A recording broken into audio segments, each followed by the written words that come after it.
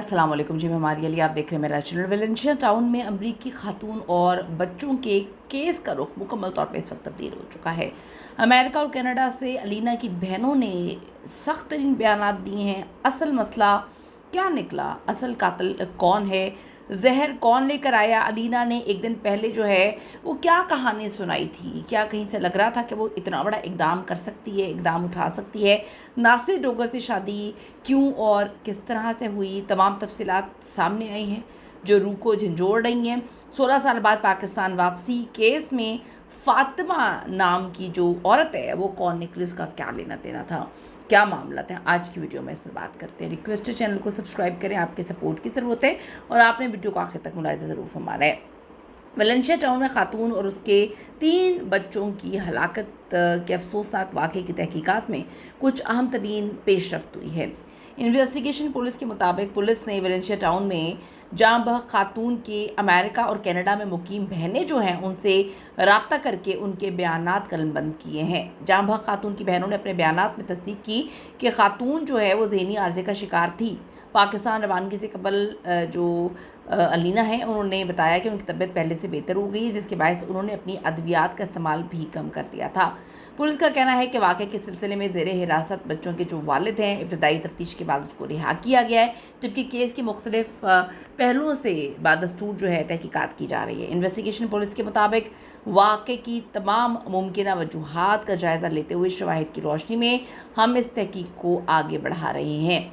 2 रोज़ कबल लाहौर का इलाका वेलेंशिया टाउन, जहाँ पे किसी को पता नहीं था कि अमेरिका से आई हुई 15 दिन पहले फैमिली आती है और वहाँ पर इतना खौफनाक किराए के घर में कत्ल हो जाएगा, लाशें मिलेंगी, जान अभी देखें हर एंगल से पुलिस काम करी कि कत्ल किया गया है, मारा गया है, ख़ुद जान ली है।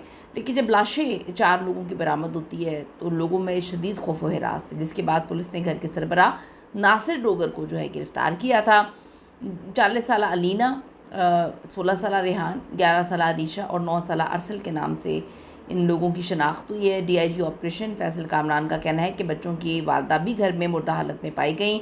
चारों अफराद को जहर देकर कत्ल किया गया है। वाक़ये की इत्तला मिलने पर क्राइम सीन यूनिट और फ्रांसिक तो वहाँ पर पहुँच गई थी। इब्तदाई तौर पर पुलिस ने उनके वालिद को, बच्चों के वालिद को गिरफ़्तार किया था, जो अभी रिहा कर दिया गया है। अभी पुलिस ने कहा है कि जी जाँ बहक खातून ज़हनी मरीज़ा थी जिसका इलाज जारी था और घर से डिप्रेशन की अद्वियात भी मिली हैं। अद्वियात को लैब भिजवा दिया गया है। बड़े बड़े हमने देखे हैं पीछे भी मामला कि डिप्रेशन, आजकल अगर हम डिप्रेशन की बात करें तो यकीन करें कि 90-95% लोग डिप्रेशन का ही शिकार हैं।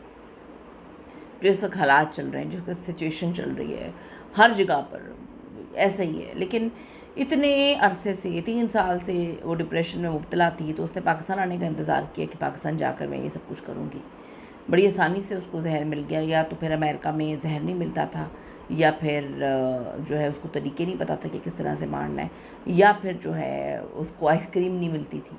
तो अजीब सी बात है। पुलिस ये भी पता लगाने की कोशिश कर रही है कि मरने से पहले घर में क्या क्या हुआ था, जहर जो है कहाँ से आया, किसने ला के रखा, किसने दिया, किसने खिलाया, और इतनी प्लानिंग किसने की कि सबको मार डाला। लेकिन नासिर डोगर जो है उनका बाल भी नहीं हिला।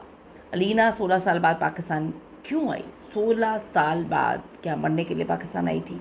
और वापस आते ही ये सब कुछ हो गया। पाकिस्तान आने का प्लान क्या था, क्यों बनाया? वापस जाने की टिकट अकेली जो है वो नासिर डोगर साहब की क्यों काटी गई? सिर्फ उन्होंने अपनी टिकट क्यों करवाई थी जाने की? और तफ्तीश तो जारी है। पाकिस्तान में मौजूद अमरीकी सफारत खाना भी मुतहरिक हो गया है। इंसाफ तो मिलना चाहिए, होना चाहिए, क्योंकि आजकल तो पाकिस्तान को सब लोगों ने गंद का वो कुआं बनाया हुआ है। जिसको कत्ल करना होता है, कोई कनाडा से आ जाता है, कोई अमेरिका से आ जाता है, कोई साउथ अफ्रीका से आ जाता है, कोई जो है वो यूरोप से आ जाता है। सब लोग यहाँ पर आके लंदन से आ जाते हैं, पूरी एक प्लानिंग करते हैं और उसके बाद जो है वो मार मरा के 9-2-11 हो जाते हैं। तो पाकिस्तान को उन्होंने पता नहीं क्या बनाया हुआ है। तो यहाँ पर अब मामला देखने चाहिए। कोई कत्ल करके वहाँ पे आके छुप जाता है। सबन अब्बास का केस जो था, तो तीनों बच्चों की लाशें जो है वो पीछे वॉशिंग एरिया में पड़ी थी। उन्हें वहाँ कैसे पहुँचाया गया, किसने घसीटा, कौन उठा कर लेकर गया? अलीना की फ़ैमिली का वेट किया जा रहा है ताकि वो आकर नासिर डोगर और अलीना के ताल्लुकात पे ज़रा रोशनी डालें। उनकी बहनों ने तो ये बयान दे दिया है कि वो मरीज़ा थी, लेकिन वो ठीक हो रही थी। वाक़ई के वक्त पड़ोस की मुलाज़िमा ने देखा कि नासिर डोगर के सहन में एक बच्चा चादर ओढ़े दर्द से बुरी तरह करा रहा है। कुछ देर बाद एक और बच्चा भी तड़पने लगा। अस्तगफिरुल्लाह, क्या मंज़र होंगे या अल्लाह। अल्लाह ताला सबको ऐसी तकलीफ़ से, ऐसी सिचुएशन से बचाए, इलाही आमीन। जब पड़ोसी ने शक होने पर जाकर नासिर डोगर के घर की बेल बजाई तो नासिर अंदर से निकला। पड़ोसी ने कहा, नासिर साहब आपके पीछे बच्चे पीछे गिरे पड़े तड़प रहे हैं। तो नासिर ने इंतहाई इत्मीनान से झूठ बोला कि मेरे बच्चे तो घर पे ही नहीं हैं, वो तो बाहर फ़िल्म देखने के लिए गए हुए हैं। पड़ोसी की बातों में उसने घुमा घुमू के उसको टाल दिया। शायद बच्चे जो तड़प रहे थे उनको बचाया जा सकता था। 10 मिनट बाद दोबारा बच्चों की दर्दनाक चीखें आई तो पड़ोसी ने फिर बेल बजाई। पड़ोसी को तकलीफ़ हो रही थी, लेकिन आप देखें कि बाप को नहीं हो रही थी। कितनी अजीब बात है।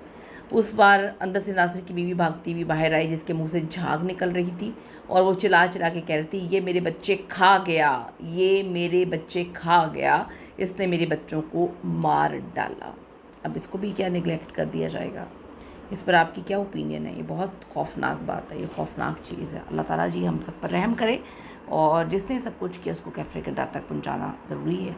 वीडियोस को शेयर करें ताकि हुकाम बाला तक वीडियो पहुंचे, और जिसने सब कुछ किया है उसे कैफ़रे किरदार तक पहुंचाया जा सके। See you in the next video. Allah ने के बाद।